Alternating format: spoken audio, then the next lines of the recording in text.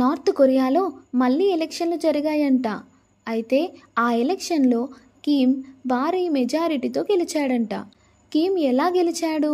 అసలు కిమ్ ఎవరిపై గెలిచాడో, కిమ్కి ప్రజలు ఎలా ఓటు వేశారు, ఎందుకు ఓటు వేశారు అనేది మనం తెలుసుకుందాం. నార్త్ కొరియాలో ఎలక్షన్స్ కిమ్ ఎలా గెలిచాడు? ప్రపంచంలో ప్రజాస్వామ్యం ఉన్న దేశాల్లో ఎలక్షన్స్ అనేవి పోటీ తతంగం. కానీ నార్త్ కొరియాలో ప్రతి ఎన్నికల్లో కిమ్ 100% ఓట్లతో గెలుస్తాడు. ప్రత్యర్థి ఎవరూ లేరు. ప్రజలకు ఎలాంటి ఎంపిక ఉండదు. అసలు నార్త్ కొరియాలో ఎలక్షన్స్ ఎలా జరుగుతాయి? నార్త్ కొరియాలో ప్రతి 5 ఏళ్లకు ఒకసారి సుప్రీం పీపుల్స్ అసెంబ్లీ ఎన్నికలు జరుగుతాయి. ఇక్కడ ప్రతి నియోజకవర్గంలో కేవలం ఒక్క అభ్యర్థి మాత్రమే ఉంటారు. ఒకే ఒక పేరు ఉన్న ఓటింగ్ పత్రాన్ని ప్రజలకు అందిస్తారు. ఓటు వేయాలంటే ఆ పేరు ఉన్న పేపర్ను నేరుగా పెట్టాలి. ఓటింగ్ పత్రాన్ని మార్పు చేయాలంటే ప్రత్యేక గదిలో వెళ్ళాలి. కానీ ఆ గదిలోకి వెళ్ళడం అంటే ప్రభుత్వానికి వ్యతిరేకంగా ఉన్నట్లు భావిస్తారంట. కిమ్ 100% ఓట్లతో ఎలా గెలుస్తున్నాడు?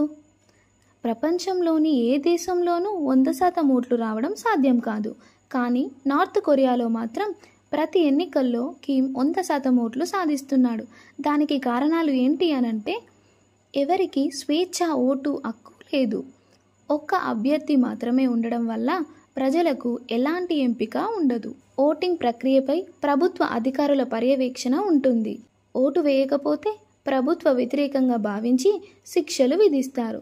ఒక్క మాటలో చెప్పాలంటే ప్రజలు భయంతోనే కిమ్కు ఓటు వేయాల్సి వస్తుంది. ప్రజలపై ఒత్తిడి ఎలా కలుగుతుంది? ప్రజలు స్వేచ్ఛగా ఓటు వేయలేరు. ఎందుకంటే ప్రతి ఓటింగ్ కేంద్రంలో సీసీటీవీ కెమెరాలు ఉంటాయి. ప్రభుత్వ అధికారులు ఓటర్లపై పర్యవేక్షణ చేస్తారు. ఓటింగ్ సమయంలో ప్రజలు ఒత్తిడికి లోనవుతారు. ఒక వ్యక్తి ఒక ఓటు వేయకపోతే అతని కుటుంబంపై అనుమానాలు వస్తాయి. ఈ నియంతృత్వ పాలన కారణంగా ప్రజలు వేరే ఎవరిని ఓటు వేయలేకపోతున్నారు. ప్రపంచం వీటన్నింటినీ ఎలా చూస్తుంది?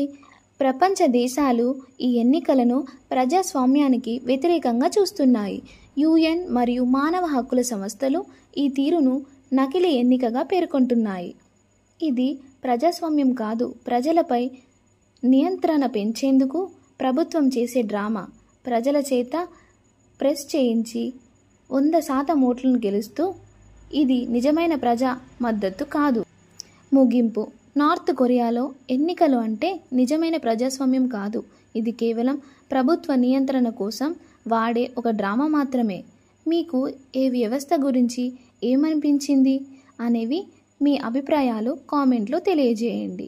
ఈ వీడియో మీకు నచ్చినట్లయితే లైక్ చేసి, షేర్ చేసి, సబ్స్క్రైబ్ చేసుకోండి.